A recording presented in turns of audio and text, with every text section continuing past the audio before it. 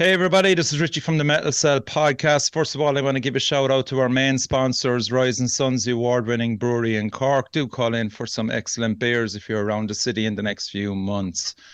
Okay, I want to welcome everybody to the show. It's another solo project show, so I'm delighted to welcome Adrian Foley of Necrokinesis. How are you, Good. Ed? Yeah. Good. I've read Good. Cocoran with Necrotized, That's it. and thankfully there's not another Necro. I've Roan Hynes with Terror Syndrome. How are you? How are you, Roan? Not too bad. The sun's kind of fucking blinding me, but I'll be grand. Once you don't burst into flames, man, that's the main thing. Yeah. So I suppose, Rowan, you're the youngest of the lot here by a country mile. You're only 18, is that right? Yeah, I'm 18, yeah. Yeah, I think we'll all just walk away now, lads. Podcast over. So you started off when you were 16 recording material, was it, Rowan? Yeah, it was in 2021, yeah, so I was 16. It was summer specifically as well, so yeah. But you've a good dad in the wings there. Shout out to your dad with Punches Pilot and the Nail Drivers. Yeah, and also he got back with Paris the Thought as well, so they'll be gigging again soon. Ah, okay. Did any of you hear of Perish the Thought? Red? Did you ever hear them? No. Okay. They're kind of, what are they kind of, are they more heavy metal than trash or? Um, they have some, well, I won't say it is, but they have some roots to like metalcore kind of, because like it's all clean singing. There's like no like Okay. screaming or anything, but like the guitars or anything is very like heavy. So I'd say it has like some Yeah. connection to like metalcore or something, but it's not really like, I don't know, Yeah. like blend of a lot of things like. And when did you pick up the guitar, Rowan? Um, it was 4 years ago, I think. Something, Wow. yeah, I think 4 years ago, yeah. Okay. And your dad is the guitarist, as I said, Punches Pilot and the Nail Drivers, who are well known around Cork City and County. Ska band, they're brilliant. Yeah, And and my uncle is also the rhythm guitarist, so it's like a family thing. oh, really? I didn't know that. That's cool. Yeah, Eric. Yeah, Eric Hynes. Yeah. Oh, very good. So you have plenty of people that are well used to play music around you anyways. Would they have influenced you a lot in relation to music wise? Yeah, I mean, like my dad from when I was young, like he kind of set the boundary for what I'd be listening to. Like for example, he would play like the well-known like Black Sabbath, some like Iron Man by Black Sabbath, Black Sabbath by Black Sabbath, like obviously Metallica as well. Yeah. Um, Mastodon, specifically Blood and Thunder by Mastodon as well. Hmm. Like I used to really like that song. But in terms of actually becoming like more like a metalhead and stuff, I that was mostly me. Like I remember I discovered like Slayer and I'm a God by myself, and I like Right. got Metal Vest and everything. So I got more into it by myself, but like my dad sort of like, let's say, let like lay the foundations, you know. Hmm. Yeah. Yeah. That's an interesting one, lads, isn't it? Adrian and Red, that to have such good influences so early in life. Oh, 100%. Yeah, it, Hmm. it's like it's surprising you weren't like rebellious and were like, no, fuck that, I'm going to be a DJ or something. That's You have to get into them young, like, you know. yeah, Yeah, I mean, but see, like, as I often say it on the show, and the two lads will agree with me, when we were metalheads, it was so hard to get actual music that we wanted to get. Isn't that right, Red? I mean, death yeah. metal, it was so hard to get back in the late 80s, wasn't it? Well, like not that old, but yeah. Okay, fair enough, fair enough. But yeah, I know what you mean. Like in terms of like social media, everything is just there now. It's all Yeah. on YouTube. It's just all there. Whereas we had to buy CDs and read magazines and all that kind of thing. You have to find bands. Whereas now they're just kind of there.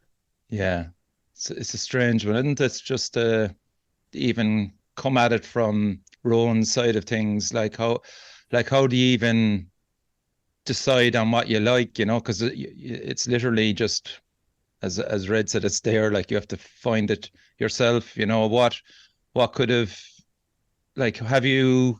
Let's even talk about shows that you would have went to, Rowan. How many live gigs have you gone to? Well, recently I've been going to more because I've gotten older, like so I can go to like over 18s gig. Of I can go. course, yeah. So I'm going to is it Heat 5 in Fred's on Friday because Deserted are playing mostly with them because I saw them live with like Hashmaker and Aborted Earth a while ago, which is class. Yeah. But yeah, I went to see Metallica and Slain when I was obviously younger. I saw Ghost twice. I saw them once when they supported Metallica. I saw like Testament, Exodus, and Death Angel on that like Bay Area strikes. Nice one. Yeah. So like I've been to a good few. Like I've been to yeah. Yeah, that's great, man. Adrian, what was your first metal gig? Can you remember? Proper one now. First proper one was Megadeth in the SFX. It was the Euthanasia tour. So I think that's 96 or something. So so that was my first proper gig. Like, so yeah, that was quite the experience. I'm not really much of a gig goer though. Like, I don't really go to many gigs. I haven't been to that many. I've been to a few over the years, few festivals and stuff, but I wouldn't be one. I'd probably go to 2 gigs a year. Like, that'd be me. Like, so. Yeah, it is that way now with Dublin anyway, because it's so fucking expensive getting up there. It's fucking crazy. Like, I was looking at like this year, there's Obituary, Fear Factory, Paradise Lost, and just like working out like the fucking hassle of getting up there and everything else. Like, it was just I had tickets there for Zentrix a while ago, and I just was getting too stressful, and I was like, no, fuck that. I didn't even go to it, like, so. Yeah, it's really bad. I'm really antisocial, yeah. Red, what about you? What was your, back in the day, Kilkenny was a real hub of metal. Your Slave Zeros, you were you in Grot or Purifier, one of those bands at the time? No, not back then. Chris Fracture was my old band. Okay. Right. A long time ago now. So I suppose first bands would have seen kind of like metal punk bands be like Slave Zero and Gout. Don't know if you heard of them. Yeah, I have, yeah. Kenny punk band. First big metal gig was Ozfest when I was like 16. Oh. So let's see, Tool, Slayer. Oh, who else played that? Slayer, System of a Down. Oh, class. Ozzy Cancelled. You remember that? Oh. That's right, yeah. That would have been my first big one. So that was like, you get to see like 10, 15 big bands in one day. It was great. Especially at the age of 16, like, And did you go up with a few mates and stuff, yeah? I think it was a mate booked a little minivan. About 10 of us went up. Yeah. Came back. It's got all crack now. Yeah, and stuff like that with all of us, like, had a huge, like, my first big one was Megadeth and Alice in Chains. And I can vividly remember it, and just suddenly discovering shitload of people like ourselves at this gig, because where I was from, there was probably around 6 or 7 metalheads in Youghal, and then suddenly you're in a stadium with a few thousand of them. You're just going, holy shit. What year was my that? tribe. That was 91, I'd say. Rust in Peace tour. Was that 91, 92? I think it's Countdown Tour, wasn't it? No, it was Rust in Peace. Definitely Rust in Peace with Alice in Chains. 1990? Might have been then, yeah. I think it's 90. But what a fucking gig that was. Amazing. But again, like the big drama fucking getting to Dublin from Cork, going up by bus and everything. It's just like, holy shit, this is the start of it now, and once you get a taste of it, then you're just good luck. This is the new way to go forward with gigs. And Roan, you're on that journey now. It's pretty cool. Yeah.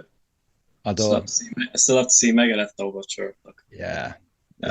I wonder what, with Slayer gone now, and all the rest of the boys getting. I'm actually going to Metallica in Madrid, would you believe, next year. Cool. Yeah, I don't really listen to him anymore, but I just thought that's a fucking cool place to see him more than anywhere else. Probably cheaper to see him over there than see him here. Absolutely. Anyway. You're spot on, Red. Yeah. Accommodation, everything. And the flights are really cheap as well. Madrid's a class city.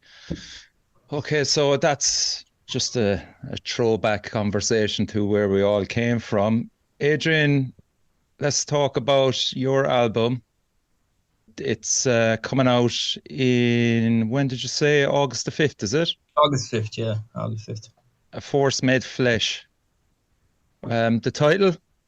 Yeah. Is there a team going through the album?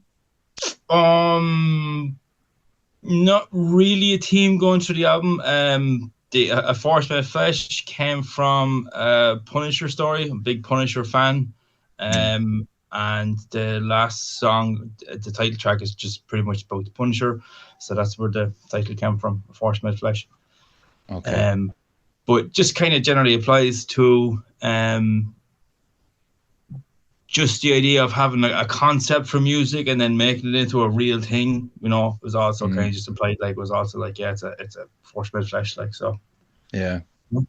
And the artwork is stunning. Who did the artwork? I actually don't know the guy's name. I found it online, and I bought it off him, and when I went to ask him how he wants to be credited, line went dead. So I don't know his name. I give you his PayPal information, but I don't know his name. So. Okay, Jesus Christ, that's yeah, unusual. it's weird. Yes, and it's like people are going to ask me, so I had to make up a name now or something. So yeah, Dan Seagrave actually did. Yeah. It's so important to have pretty amazing artwork, I think, for your album EP as well. It's just what we're about, us metalheads, in general. And, that just straight away caught my eye and went, holy shit, that's really interesting. And there's 8 tracks on the album, man. And I'll play one straight away. And I'm going to try and make sure that I get 2 songs from each of you on. And so it's pretty hard to pick out one of, not of mine, 2, because they're all fucking excellent, Adrian. But oh, thanks, man. Yeah, I went with this one, and I went with this section in particular. So we'll have a listen to it now.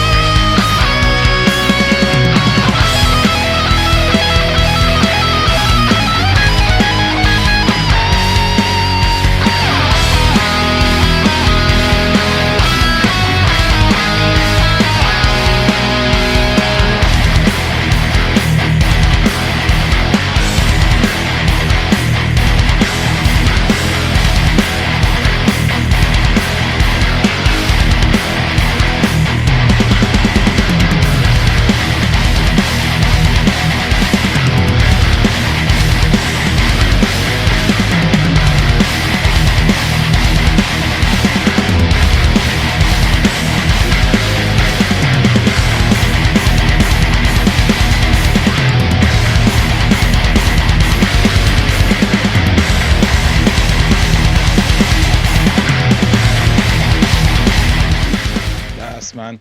Red, Roan, what you think? Yeah, that's unreal. I really like that. Yeah, and of course, go on. Sorry. Sorry. It actually got the last part, especially. It got sort of new creator vibes. I don't know why. Especially new type creator. You have the melodic, then you switch to a very fast, brutal. I don't know. I just got kind of new era creator vibes, which is a very good thing. Yeah, and of course I picked it. That's the instrumental, the only instrumental track on it. Was I singing that bad? No, it's not, but it is, isn't it? That's the instrumental, isn't it? Long, Cold, Dark. Yeah. Instrumental. Solo. I was listening to it in the gym. I was just going, holy shit! I just love, and I just particularly that guitar solo as well, Adrian. Yeah, you worked with Michael Richards on this again. Yeah, Michael Richards again. Yeah, just had just really good working relationship with him.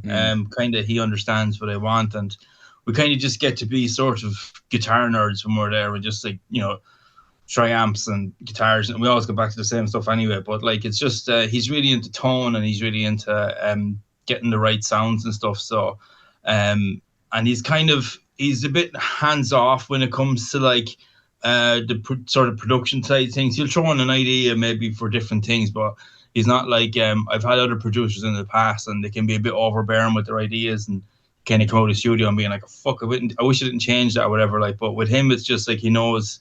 Normally, if he has an idea, it's worth listening to. Like, you know, so Right. yeah, and I was kind of I felt like on the first album, I liked a lot of what I had done, but I felt like I wanted to improve it rather than sort of make something different. I kind of wanted to just kind of make everything better. So that's why I wanted to go back to Michael Richards again for this one and just sort of go a bit deeper and sort of make it sound like a better version of the first one. Like, so. Yeah. Which you achieved, in my opinion, man. Yeah. Oh, thanks very much. Yeah. Yeah. And what about, did he give you a loan of the bass, did he? Yeah, he went on the bass, yeah. That's it. I still don't own a bass, yeah. Insider knowledge there, Red and Roan, if you were wondering. What about the drums, Adrian?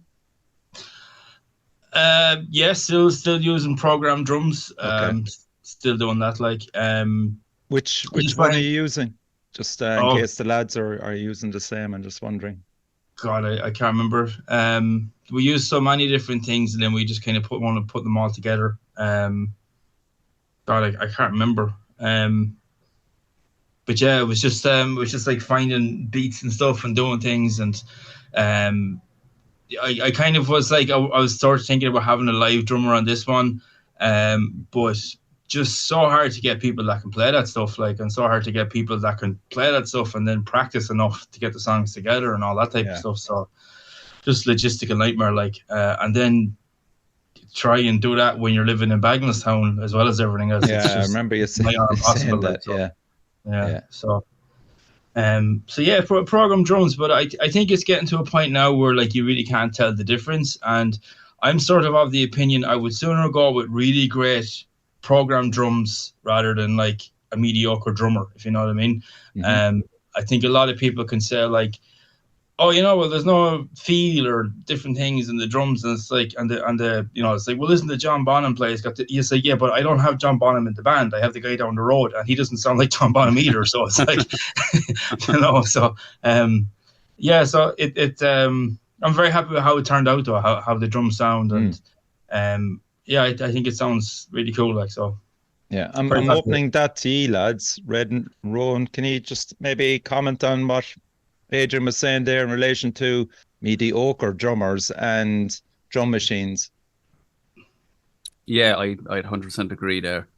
It's like drums now, you can program them to sound, it doesn't sound like, you know, like Mortician drums. That's just, you know, it's a drum machine, not an actual drummer. Whereas now, like, I think there's a Fear Factory album that has programmed drums. Can't really tell the difference. Yeah. Really. Were you tempted at any stage, Red, to work with a drummer? Well, I did. There was originally two of us in the band. Okay. But it didn't really work out, so that's why I just did the one man thing. Okay. There was a drum kit behind me there at one stage. Okay. Roan? Yeah, like one thing about, like, you know, they don't have any feel. Like from my experience with programming drums, like you can change like the certain way, like dynamic of how, like, let's say for example Tom was being hit. Like, for example, I remember I tried program drums, like, you know, real program drums, like for a metal song I was working on, and it was like a thrash metal thing, and like I would like individually like change the dynamics of like each bass drum to make it sound like it's like a human. You know, it's not always going to be consistent. So like modern technology, it can, you know, you can like change the dynamics of how they sound to make it feel like an actual person isn't keeping up with the pace all too well, you know, like, and also like, you know, we have stuff like addictive drums and stuff like that, and they're getting more realistic sounding. And like, you know, there's plenty of great albums with programmed drums. Like I'm pretty sure like Type O Negative for a while used programmed drums, especially on October Rust. I'm pretty sure a lot of that was programmed drums, and you know, that's one of my favorite albums. Like that's, so, you know, it's not really a big deal, like, at all. But how, like, where do you stop with them? Like, I mean, is it very easy to disappear down a rabbit hole with programmed drums and just get completely lost in relation to, because like I don't know, I don't use them, man. So, but like, how many? What's the main one that you use, Red and Roan, or is there any ones in particular? I used different ones. I used Easy Drummer for the album, but Okay. then when I sent that away, it was gone through something else. Right. So it's all sampled from something else, whatever Damo was using at the time. But yeah, it was programmed by Easy Drummer. I have a different one now. Okay, Roan. Both drums, I think so. Yeah, well, my music, it's not like Easy Drummer or anything. It's not like replicating a real kit. It's electronic, even though there are actual like electronic kits and stuff. So like obviously you expect my type of music to have programmed drums. Yeah. But again, you can actually get electronic drum kits. But yeah, I use something called Beatmaker Vice. It's basically just all the type of 80s drum sounds you can like. So it's different from the lads, it's electronic like music drums, Okay, yeah. So yeah. Cool. Okay. Right, Red, we'll just go on to you now. The album came out, Eternal Perversion, on May the 12th.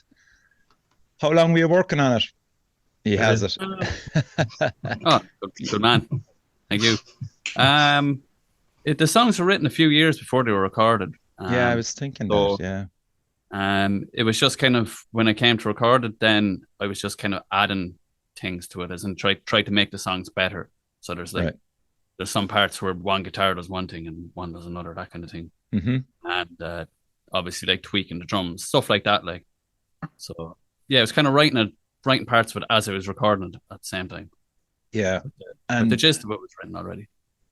It's a fantastic release. I absolutely love it. It's just perfect driving music for me, and it's very interesting listening to it as well, because I mean, it's not quite, I wouldn't say there's a team going through it in my opinion, but there's definitely a lot of nodding the head towards maybe American horror films, or just the way you've it done. There's a lot of samples running through it as well, with people talking in it.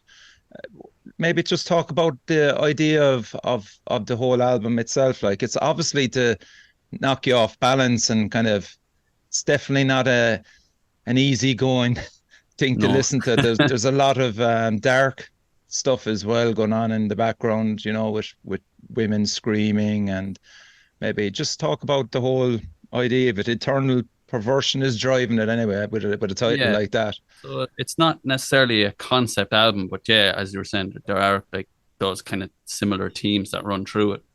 The start of the album, actually, it's not actually a sample from a movie. My friend actually did that. What, really? Yeah, he did that himself. Yeah, my friend Shane O'Keefe. So man, if you watch this. Class. Yeah, he did that. So I had the instrumental, and I just sent that to him, and I kind of gave him an idea, and he just sent back that, and I was like, that sounds like it's done what it's supposed to do. It sounds like it's from like some kind of weird horror film or something. It does, yeah.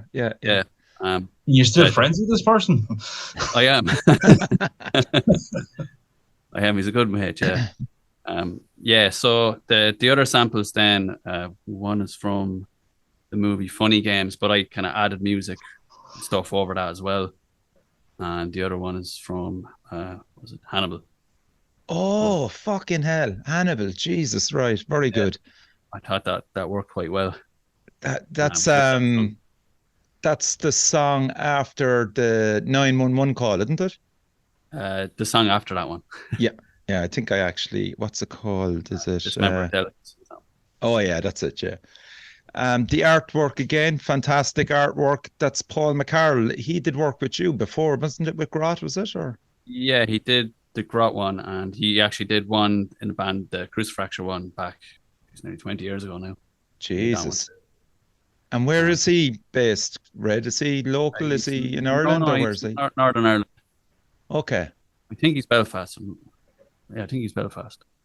Yeah, Adrian, if you hold up the covers again, like the artwork is like every orifice is stuffed. Yeah, yeah, there you go. That's perfect there, man. Yeah, it works so well with the title and the concept. Yeah, Really, oh, I was really definitely happy with the title. Yeah, 100%. And did you give him any music to listen to with it, Red, or did you just give him a rough no idea music. of the title and Yeah, I I, originally wanted to do something else, and he didn't want to do that. So then we nearly didn't work together. But then he made some suggestions, and then I had some ideas, and he just said, "You have to trust me." So I did, and then he sent back that. I was like, "Wow." As offensive as the lyrics, so that's the yeah, main thing. that's brilliant. And what made you go with Damo from Gamma Bomb? He was recommended by my mate John, so I have another project John Roach, to JR, the yeah. Gamma Bomb, yeah. He said just give Damo a shout, and I did. I sent him a track, and he sent it back to me then, and I was like pretty impressed with it. So we went ahead then, Yeah, production wise. Yeah, he done a brilliant job. he did. He did indeed. Okay, I'm going to play a track off it. Which one did I? Oh yeah, I picked two. So we'll start with Dismembered Delicacy. I'll just look at this.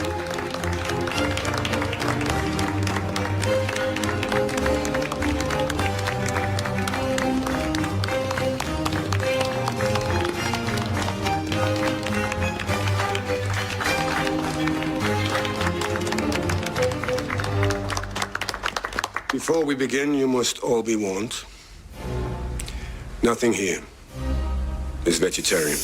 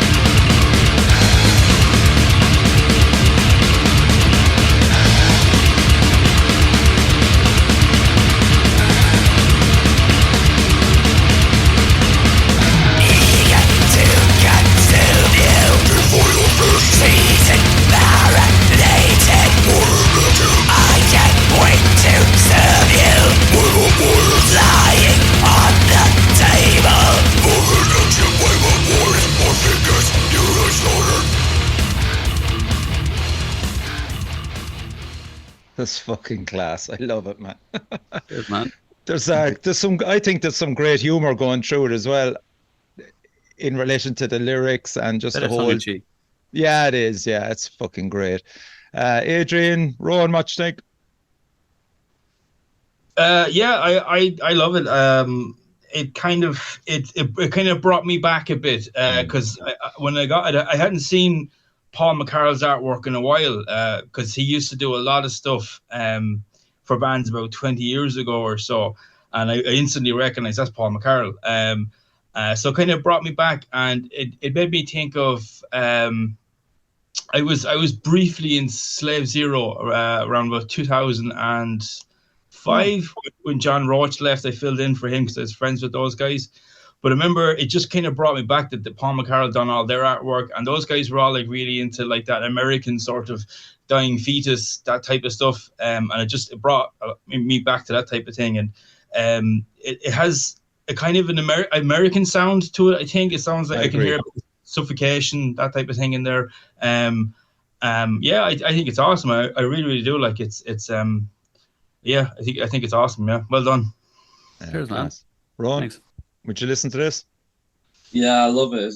I love it. I really do. It's like because anytime you combine like sort of you said like he's kind of having nods to, like horror movies and stuff, and it's kind of like the samples. It's very like Mortician. Have that very fucking long sample before just like blowing your eardrums off, like Yeah, it's kind of like that. But in terms of the sound, yeah, I definitely hear like a lot of actually like dying fetus in there.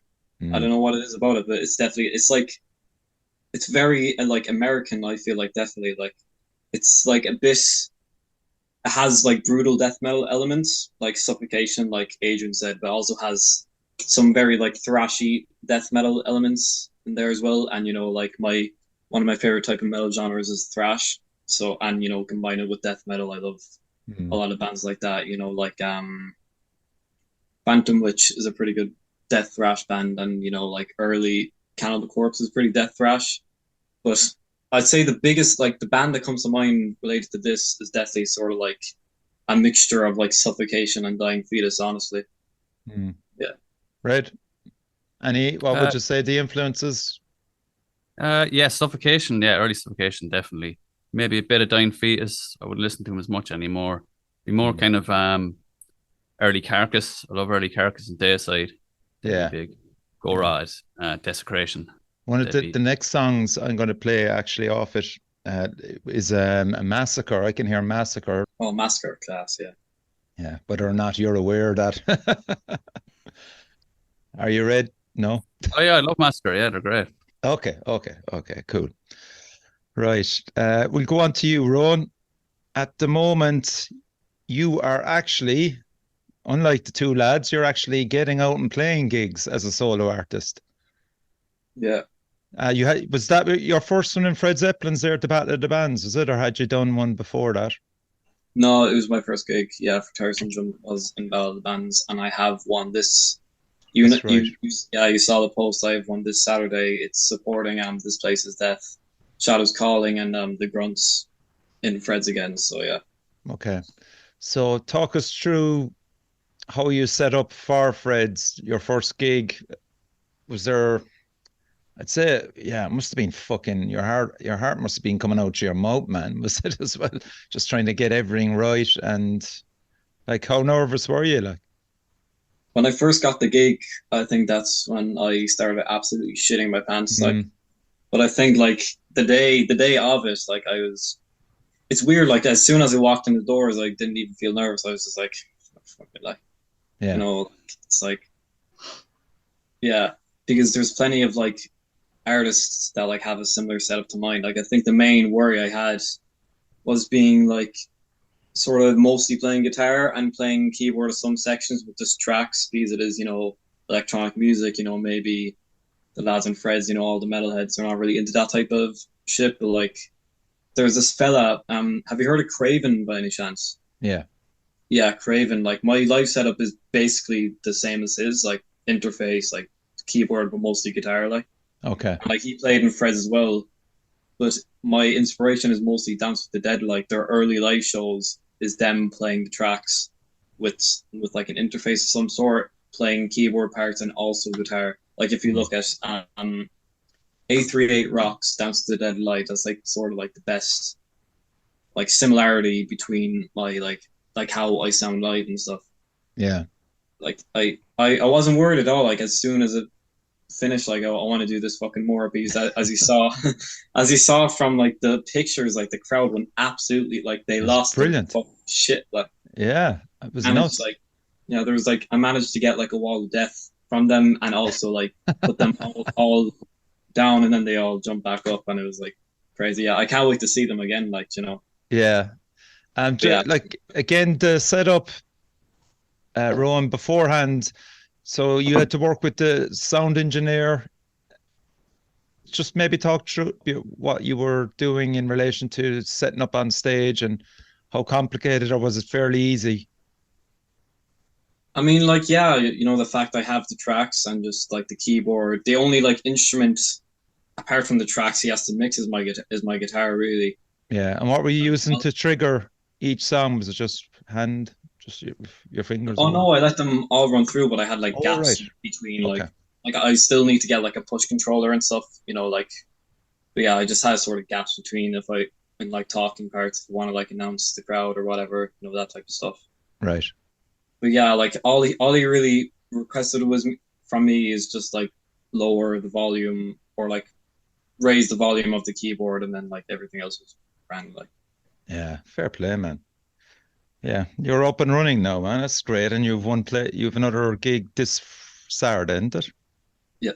Okay, right. So we'll give Terror Syndrome a spin, and this is Fear Surge.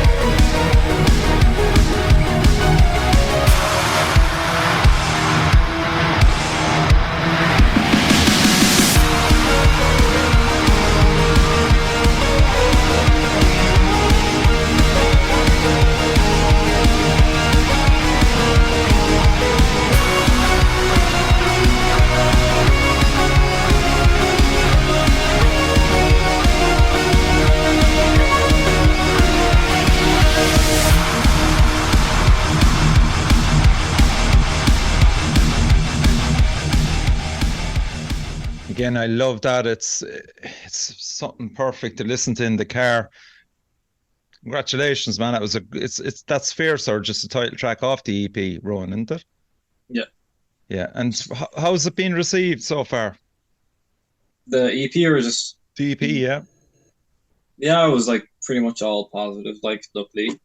But it didn't get like it's not what like the tracks aren't some of my most played. Like I think there's like only like that track Fear Surge is actually the least viewed track on the entire EP. Strange, isn't it? Yeah, like I think the most viewed one is I think it's either the Doulahan Dance with Death or Into Fire, but you showcased the Doulahan before. Yeah. So like it was released like before the EP came out. So Mhm. that might have like pushed the numbers a bit. But yeah, like most people I've talked to about it loves it, like so. Like I think it's my best work like so far. So. Oh, definitely. You can see the progression. That's all you want is progression in your music, man. Would any of you be into that, Red or Adrian? Would you be into synth metal or anything like that, or dance? Pretty cool, yeah. So it kind of reminds me of Rammstein a bit. Yeah, there's that to it, isn't there? So some of the heavier guitar parts, all right, yeah. Hearing Very like European. Carpenter Brute, Dance Definitely, with yeah. Dead, a bit of kind of early Perturbator in there. It sounds like I love all that stuff. So, yeah, like Oh, me too. Sounds Yeah. awesome. I'll definitely be checking out later on, like because I haven't actually listened to it before, but that sounds right up my street now, I have to say. Yeah. Did you do all the production yourself, Rowan, or who did you hand it out to, or what happened in relation No, to I mixing and mastering it, or what? yeah, no, I did the production and the mixing and the mastering. So yeah. I did, yeah. How did you find that? Is it fairly intensive for you? No, like a lot of tracks I put together in like a short amount of time, like only even like a couple of weeks or like days or something, like like it just like literally whenever I have my brain fucking overloading with shit, like it all just like it's fucking like I have no thought, I just put it in. But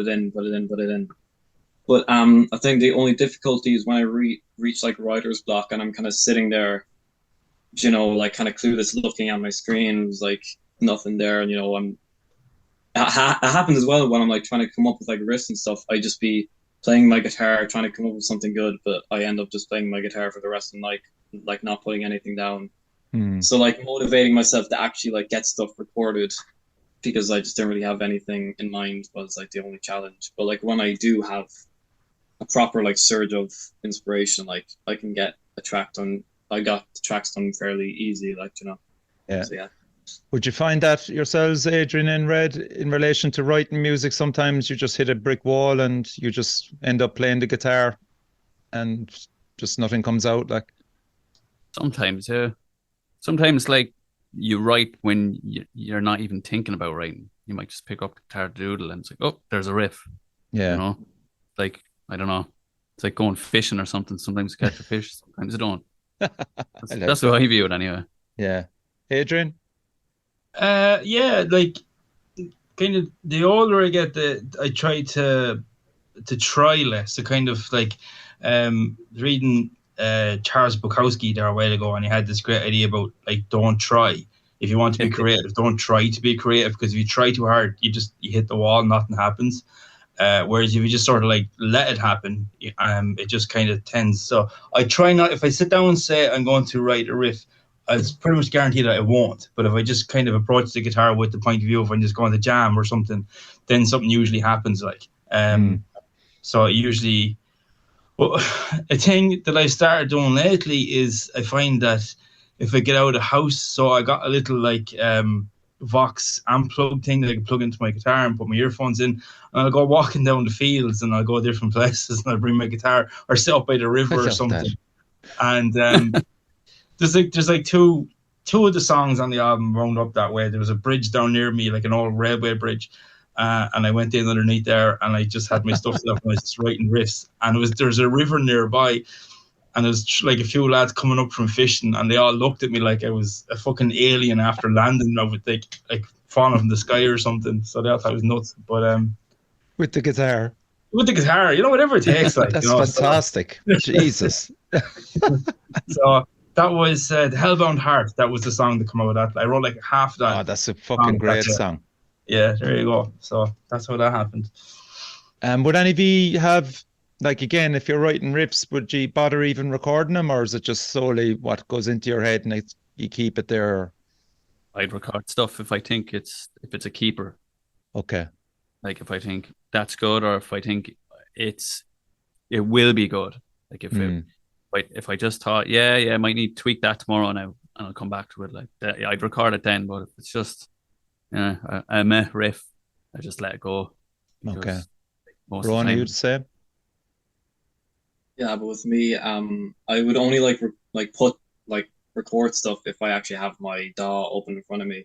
Because what happens with me is that I would play guitar without having anything up, with the intention of coming up with a riff for future recordings. But me, I fucking forget to record them on my phone, so I end up forgetting this very, very nice riff, and I end up absolutely pissed off. So then I come up to the next recording session, I have nothing, and I'm like blaming myself. So yeah, it's mostly like I have to be in a recording session, playing my guitar, coming up with riffs for me to actually put them down, because I'm just a dumbass who keeps forgetting to record them on his phone. So like, fucking, yeah. And what are you using to mix master the EP, Roan? Well, first of all, I'm producing them in Reaper. Reaper is my DAW of choice, which is funny for electronic music, because usually it's like FL Studio or like Logic or something. Yeah, Logic, yeah. But for mixing, obviously, it's literally just the mixing panel in Reaper. And mastering, I'm using something called Loudmax. It's like this very, very simple like mixing thing. It's literally just like two knobs. It's like one is the threshold and the other is like, for example, the limit that it can't exceed, So yeah, like it's very, very simple stuff, but it just works, like none of the songs you hear was like mixed or mastered in any like professional, very sophisticated way or anything. It was just like, yeah. Let's see, again, you're only 18, man. If you want to go down that route, you're paying serious cash. I can see Adrian shaking his head there. It's 18. Wow, man. That's Jesus. I mean, I couldn't barely hold a guitar when I was 18. That's really a great achievement, man. It really, really is, to be at that level already. Like, well done. Yeah. Thanks, man. Appreciate that. I want to get back to you, Adrian, and the second track I've chose. This is A Force Made Flesh. Yeah, that's actually the one I picked. There's plenty of samples there of your singing in this one, and it's probably my favorite track of the album.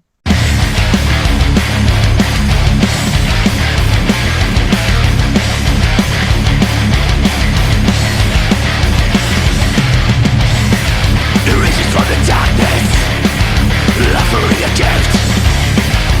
Punishment is fire, love is coming filled. The beast of night is there, and to kill them all. The shadow on the face, the watching nigga die. The face of death. A force made flesh.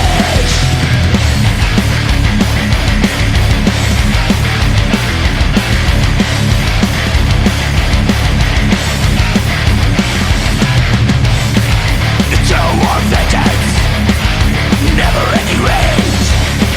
They're going every night. Admit the world say elemental power, body human form. In avatar death, in army of one. The face of death. A force made flesh. Yeah, class stuff, man. Well done. Thank you very much. Some great guitar licks in that, isn't there, lads? Yeah, it's quality stuff, man. Thanks, please. Yeah, you can hear the production as well. Michael Richards is so crisp with that stuff, like, isn't he? Up the bass on that. Yeah. Are you going to do anything with it, Adrian, promotion wise now, like that it's going to be coming out? Have you got something lined up? Is there going to be, we'll say, lyrical video or any plans? Witches Brew, the German label, are going to put out the CD. Okay, class. Cryptic Blood are going to do the cassette release this time. And I'm after doing a thing with Cutting Edge Metal PR. They're going to take over the PR campaign for it. So they'll be pimping it and stuff, you know, kind of over the next few weeks, and hopefully it'll get out there and get some stuff. Kind of like, because I'm of an older generation, like I kind of find it hard to adapt to the whole Instagram thing, and I mean, that's probably even like, you know, and just trying to watch the numbers and engage with people and stuff like that. It's not how I'm programmed, like, you know. So okay. It's so lyric videos and playthrough videos and stuff like that. I probably will do a playthrough video, but it's just like, if I have creative energy, I just much prefer to put into music and make more music and make more riffs and do that type of stuff. The other stuff is all kind of like a necessary evil of stuff that you have to do, like, you know. It's like yeah. But hopefully it will get pushed and stuff. It's kind of, I don't want it to disappear, because I'd just be like, you know, forgotten about in a month's time. I wanted, like, you know, because I think it's really good and I want people to hear it. Yeah, definitely. And we'll say, with the first album, like, what kind of learnings did you take away from that? With regards to promotion, or with I realized that if you get other people to put it out rather than yourself, like I got that YouTube channel, what's it called? New Trash Metal Albums or something. Yeah. New Wave of Trash, is that it? Yeah, New Wave of Trash, yeah. So I got them to post it, and I got like 11,000 views or something. And then I got taken down, and I asked them to put it back up, and then they put it back up, and I got like another 10,000 or something. Whereas if I post on my own, it might get 1,000 or 2,000 or something like that. So there was a film company used a couple of songs from it as well for some of their YouTube videos.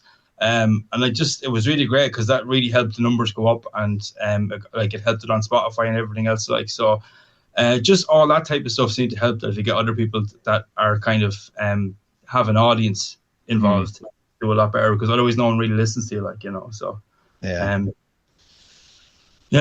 so that's kind of what I learned. And you have to do it's just about hustling, like, because it's strange when you're not gigging. I'm so used to just gigging and doing all that stuff, and, you know, the sort of old school approach, whatever. And then things just kind of happen word of mouth. But since COVID, it's like, I don't think things really happen as much that way, like, and it's just getting harder. So yeah, it's I'm constantly learning, you know. So yeah, oh, definitely, 100%. Red, what about you? Had you any struggles in relation to promoting the album? And it's, you know, how are you finding it as a solo artist? Yeah, well, it's not easy, like, because, you know, you're constantly doing everything by yourself, so there's nobody to kind of go, hey, what do you think it is? So yeah, as Adrian was saying, yeah, it's good to kind of get somebody else to try and promote your stuff. Doing it by yourself, there's a lot, like Instagram, Facebook, TikTok, all that, like, so it's kind of, there's a lot of work in it. I do find myself doing a lot of that stuff, and it's not that fun, you know. I would rather just be playing guitar than, you know, typing big long things on Facebook. But it is a necessary evil, as Adrian said. Yeah. So yeah, has to be done these days. Yeah. And what do you think yourself in relation to the reception of it so far? Do you think you should be pushing it some way in relation to a release on whatever? You have it out in CD anyway, don't you? It's yeah, I have it on. It's on all major platforms now. It's on Spotify, Apple, YouTube, all that. So yeah, it's going well anyway so far. Did you get into any groups, Facebook groups for death metal, we'll say, or did you look at anything like that, like Adrian was saying there, New Wave of Trash? No, I haven't really looked into that yet. Now, I was on to a production company somewhere in South America, alright. They're putting one of the songs on a compilation CD coming up, and get reviews and that kind of thing as well. But yeah, you kind of have to look for these kind of guys. Yeah, absolutely, you do, yeah. So yeah, that's kind of the way it's going. Did you lean on any of the contacts from Gamma Bomb, or No, I didn't actually. No, maybe I should. maybe you should, yeah. And what was didn't you have Kevin Talley was drumming as well for a while was With it Croc, yeah, with Grot, yeah. yeah, and he's drumming on our other project as well. Yeah. Another So album due for tap that as him well. up, man. Get him helping you out there, dude. A lot of Yeah, these guys would have Spotify playlists, and it might just be a case of just throwing, Necrotized on it, and it could take off that way. yeah, could be. Just a lot more work has to be done. Like that's Yeah. the way, especially as a one man. Like there's nobody else going to do it. Like There's whereas nobody else going to do it. You see, yeah, you're spot lads on. in a band, there's four heads, four people can do four different things, or by yourself. Yeah, Yeah. because that's what I'm trying to say. It'd be a shame for it just to drop out of out of sight. Yeah, true. Just have to stay plugging away at it. But yeah, it's like I nearly have material for another release, so there'll be another release soon enough. Maybe an Yeah. EP. I'm not sure yet. Great stuff. Roan, do you have any of those problems, man? For the first, like the main promotion channel I look to is this fella called the 80s guy. He just Okay. does any type of synthwave, like retrowave, dark synth, horror synth, cyberpunk music, whatever. So I submitted it, like he posted a bunch of my tracks before, a bunch of my covers. I don't think any of my remixes, but a bunch of my covers, like the ones I do, like on my channel, I have plenty of like covers and remixes and stuff. I have like my Resident Evil stuff, and yeah. And I also do like some horror movie theme song covers as well. Okay. That he posted there as well. But I think there's only one track on Fear Surge, the EP that was posted, Doulahan. Yeah.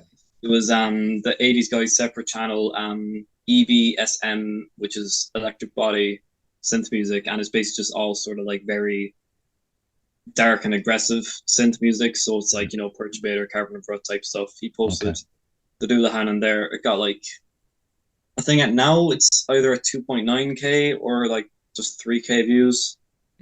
Like, I don't really mind if it's not going on any like promotion channel like that one, because my channel, I think like Doulahan and my own channel got like 1.2K or something like that, which is, I'm happy with that. Like, so Yeah. I don't really stress about it too much really anymore. Okay, that's fair enough. Yeah. Red, what about a lyrical video, or have you even looked into, like, I mean, it's not that hard to piece together all these. There's like plenty of websites there that you can get old horror films, and you can, Yeah, no, I'm going to do a music video at some stage. My friends have a production company, so that helps anyway. okay, cool. I don't think I'll do a lyric video. I wouldn't be a big fan of those now myself. Right. I already watched Yeah. them. Like, I wouldn't be either, but I mean, again, they're cheap enough to do, and they get your product out there True. as well. This should definitely make a fantastic video, man. Basement Impalement. We'll give it a spin.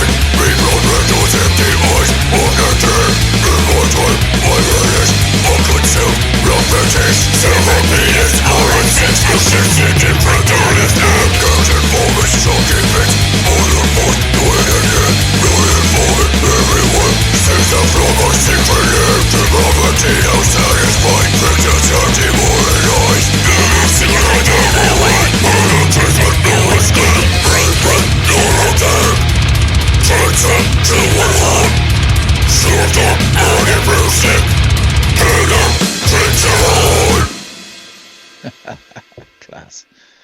Oh, I love that.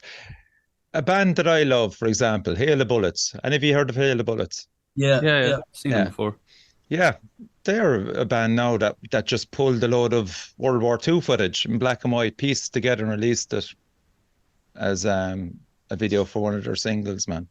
You could get sued though if you were to take stuff from a horror film as well, though, you know. Do you know what now, kiddo? I'd say you'd be okay. The You'd be splendid grand. black and Probably white would be. ones, they wouldn't be focusing on red down in, is it Kilkenny you are, yeah? Yeah. I know, but it'd be a bit heartbreaking if we were to put something together and then it was pulled off YouTube, you know. Well, they give you a warning first. You get away with it. It'd be grand, like, especially in this day and age. Right. Honestly, Red, try it, man. I'd highly recommend it. One of those songs definitely deserves some There's a proper great gore Deicide. footage. There's a great Deicide fan video on I think it's Dead by Dawn on YouTube, and it's all just Evil Dead footage. And it's fucking awesome. Like it's all syncs up to the music and everything else, but absolutely awesome video. Like so, it's all just footage from Evil Dead 2. Like so, definitely worth checking out. Yeah. Disappear down a rabbit hole there, Red, and see what you come up with. I'm sure we'll come up with something as messed up as the music anyway.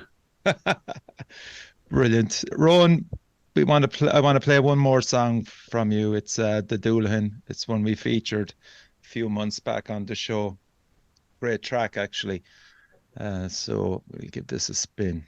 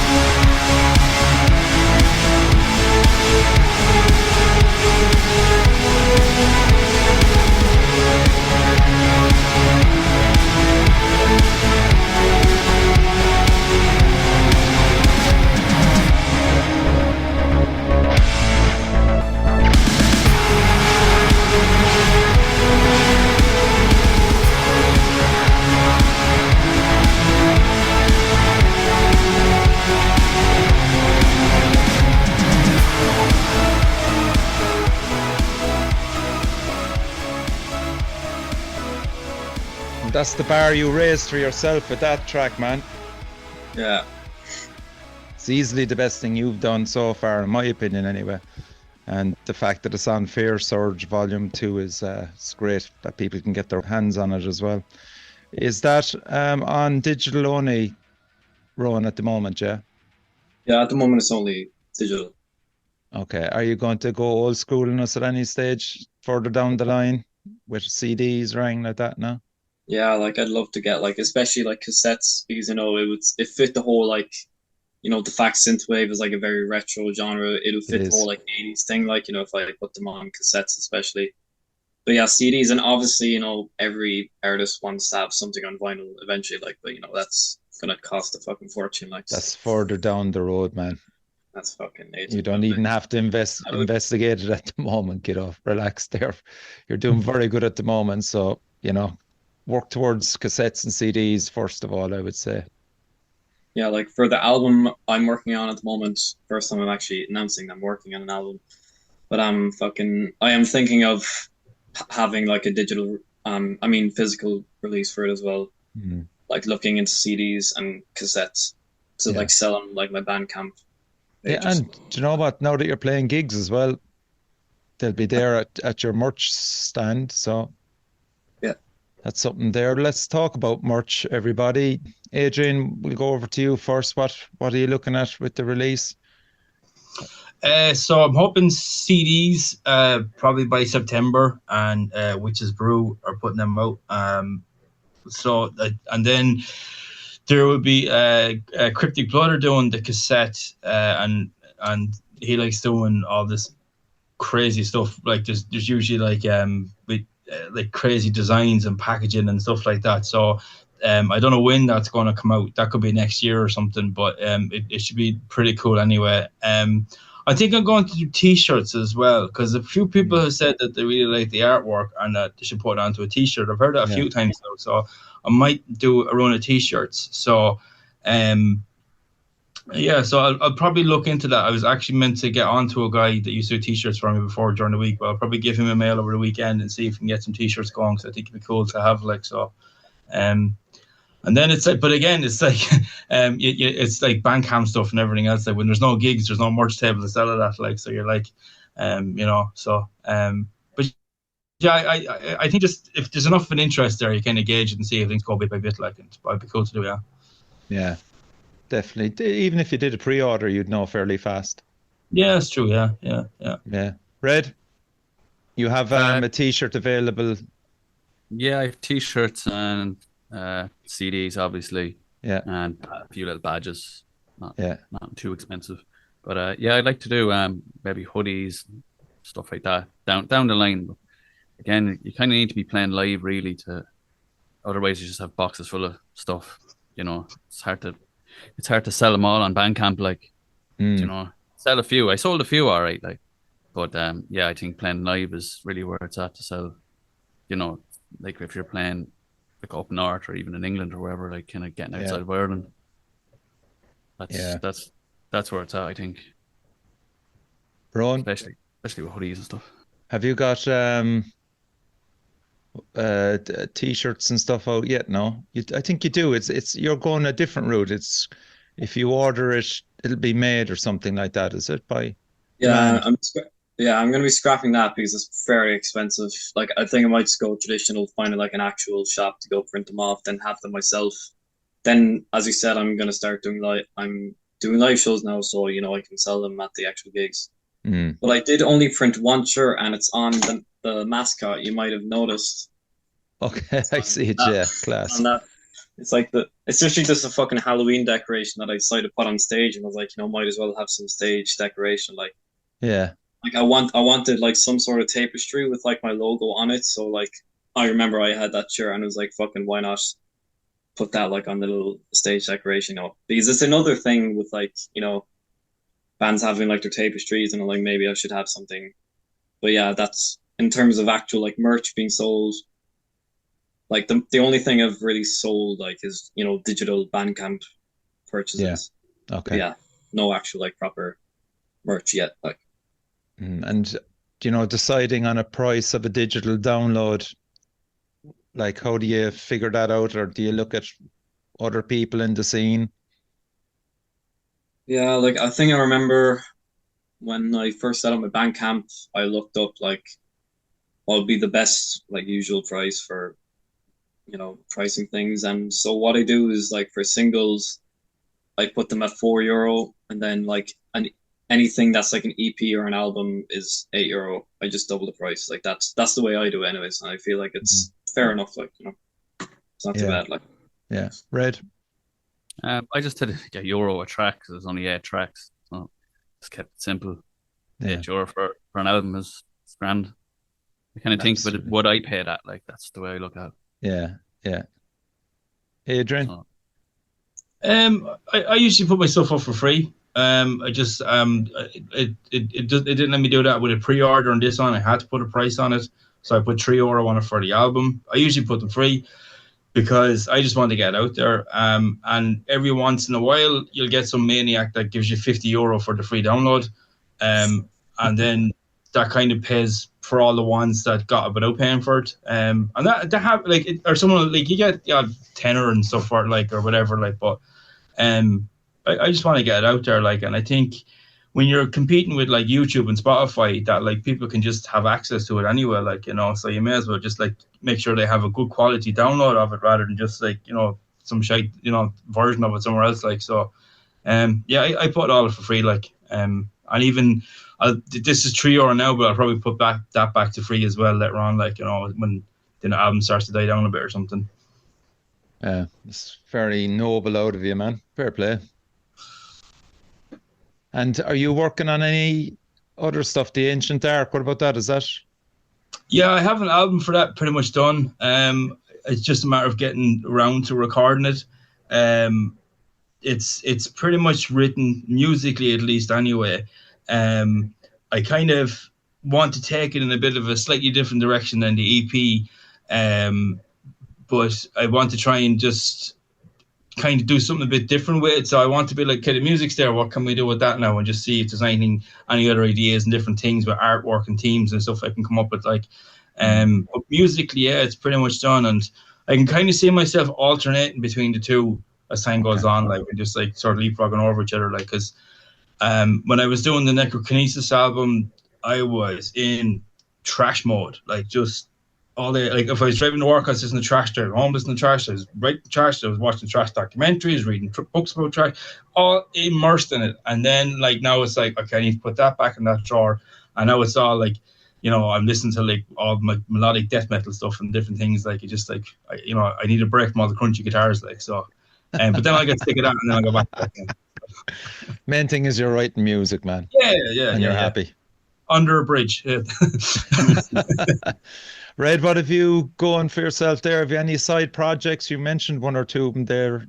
Yeah, so I have a project with JR from Gamma Bomb called Crimson Butchery, and we just about finished the album now. So we have one vocal track left to do, and it's done. Wow. And is that an album or an EP? It's an 8-track album. Right, excellent stuff. And have you a drummer with that? Well, Kevin Talley on the drums for that. Ah, okay. So he's still involved with you. Yeah, it's all John really. Like, so just like a hired goon on vocals. Brilliant, man. And when did you say that's coming out? Any idea? I don't know. I can't really say now. Okay. Do you think it'll be this year? Yeah, I'd say so. I'm not entirely sure now. So, yeah, fair enough. But yeah, and you're still have to get artwork and stuff done. So yeah. And are you playing any live music at all, Red? No, not yet. I plan on it alright soon enough, hopefully. Do you miss it? Oh, big time, yeah, big time. Great buzz, the camaraderie as well, you know. Yeah. Playing, like, you get to meet people and all that kind of thing. I do miss that. So yeah. And is there much happening? No, I was just gonna say it, yeah. The fact that Worn Out might come in once every few months now.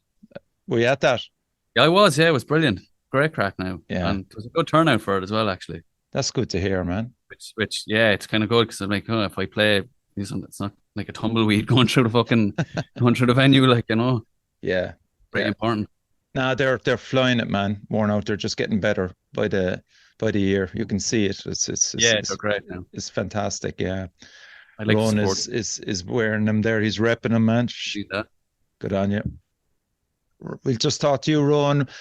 Apart from developing your live act, is there any other rabbit holes you're going to jump down, or musically wise? Are you quite happy with what you're doing at the moment? Any collaborations or anything? Yeah, like I'm pretty happy with what I'm doing at the moment, but I also do have another band. But the thing, we don't really rehearse very often, but it is an actual band with 3 other lads, and some of the genres, it's a real mishmash, like throw the fuck everything at the wall type band. Like, you know, there's one song sounds like Mr. Bungle.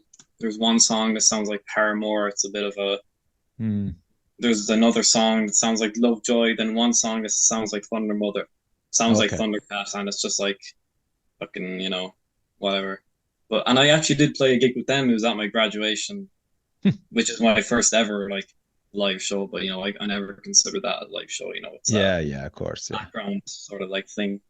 But yeah, in terms of collaborations, I've always wanted to collaborate, especially with some artists from here. Like, as you know, I collaborated with Tomas for the opening monologue for Doulahan, which sounds fucking fast. Like, it does, yeah. But yeah, in terms of artists that comes to mind, perhaps maybe like another sort of synthwave artist.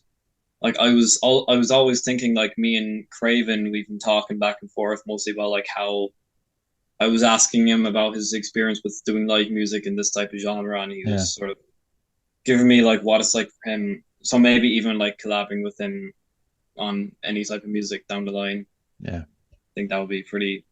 It would make sense as well, you know, like me and him, you know, if you think of dark synth artists in Ireland, you know, like it's not exactly like a genre that would pop up in most people's heads when you think of Ireland, you know, like dark synthwave. It's mostly like, you know, like European, like French, like specifically like in France or something, you know, Carpenter Brut, or America, you know, like Los Angeles, that type of area. But yeah, perhaps Craven or something like that, or any other like Irish metal. Yeah, it's artists. kind of, it's bleeding into festivals now though, which is great. Yeah, like the whole like synthwave sort of genre, or like. Yeah, it is. Yeah, there's that's creeping into festivals, heavy metal festivals, 3-day events. You'll see them winding down the night with we'll say Carpenter Brut, or what was the other fella? Perkbear. Yeah, he's I think it was in Brutal Assault or something like that, or one of those ones. He was playing that, man. It was fucking just wild. Yeah, and Carpenter Brut, obviously he was in Hellfest. I'm pretty sure I don't think he wasn't headlining, no, but he was on one of the main stages. I'm pretty sure. Like I saw the show there, and it was fucking like. The thing is with synthwave, I feel like a lot of synthwave fans I've like seen, they're also metalheads. Of course they are, yeah. The thing is, like, you know, synthwave is sort of like a retro revival type genre, and like, for example, with 80s pop, like I also love synth pop, you know, stuff like the Midnight, Time Cop, Gunship, that type of stuff. And you know, like if you talk to a lot of metalheads, you know, they might hate pop music, but if you put on any 80s pop song, you know, they're fucking gonna lose their shit, like, you know. So it's like, no, it's true. Like you're dead right, like like, you know, it's the thing that metalheads, but also people who like general type of music, like, you know, I have a lot of fans who aren't into metal simply because, you know, it's not only because it's instrumental. I have, like, you know, chill tracks as well. I just want to get a lot of variety. Like I was at an international blues festival over in Rotterdam. Now I went there with my wife because she's into that kind of music, and the amount of metalheads at it was fucking ridiculous. It was honestly like Suicidal Tendencies, Massacre, fucking Chrisits, like trash bands, just everybody wearing all these t-shirts, like death metal t-shirts. I'm there going, this is a whole new side. And of course there was me there as well. Sure, fucking hell, like trash central here, you know, and everybody was just chilling out to bluegrass music. I don't know, it's fucking weird, but we do like different, you know, we're not penned in as other fans are of different types of music. Metalheads definitely like their, as you said, 80s music. What else? Anything but fucking Irish country music. That's all I'd say, you know. Like, I mean, the classic composers, you know, classical music. What metalhead doesn't fucking like classical music? Like, 'cause I mean, you know, you only have to look at Battery and Celtic Frost and stuff like that. That's all part of our DNA, you know. And Red, you have it there with the intro to, which one was it again? Bloated Bag of Intros, is it? Or Dismembered Delicacy, the Hannibal one. Yeah, exactly. Yeah. Like, why did you put that in there? Because you knew that metalheads will just go, oh, fucking class. Nice nod there to the movie genre, to the classical music as well. Like, it's... Yeah, I just thought it worked. So, yeah. It's in our DNA, like, but it's just not... Just people assume that we're just fucking completely penned in as metalheads and we don't like anything else. That's a big misconception, I think, about us in the scene. True. Sure is. Yeah. So, lads, that's it. Continue making the music that you're doing. The three, like, honestly, like 3 fantastic releases. I know yours isn't out yet, Adrian, but thanks for sending it on to me, man. It's a fucking great album, and I know you're going to earn more fans because of it. Red, I'd love to see you bring out a video or something for this EP or album, man. You know, it deserves something or other anyway, and I'll be buying the CD off you as well. Everybody, please check out Red's, Roan's, and Adrian's Bandcamp page, man. There's some great material there for you to buy. And that's all I'll say now, lads. Is best of luck in the future, and thanks for coming on the show. Awesome. Thanks for having me, Richie. Thanks, Much Richie. appreciated. Yeah. And crucially, support your local metal scene.